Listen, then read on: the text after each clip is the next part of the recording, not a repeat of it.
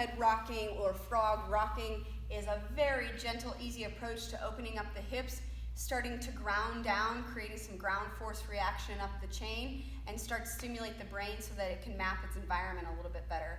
I definitely use this with almost all of my clients, definitely my golfers. So, pretty simple. From an all fours position on your hands and knees, what I want to do is try to keep my toes tucked underneath me. So rather than having the top of my foot down, what I want to do is flex at my ankles, drive my heel bones back behind me, and be able to use my hands to rock or push deeper into knee flexion. So it's as if I'm trying to get my tailbone or my sits bones back towards my heels. And what I want to do is try to take note. Does your butt fly up in the air when you try to do this? Does your butt excessively tuck under, and do you flex your back?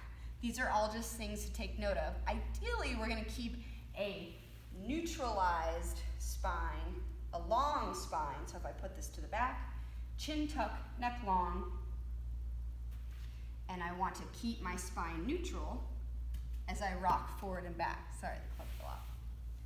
Give that a shot. Let me know how it goes. About 30 seconds to 1 whole minute of just rocking, moving a little bit intuitively, letting everything start to open up.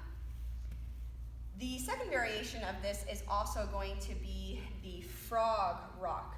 So for frog, I'm going to go a little bit wider with the knees. I'll untuck the toes. And again, I'm going to use my hands out in front of me to rock front to back.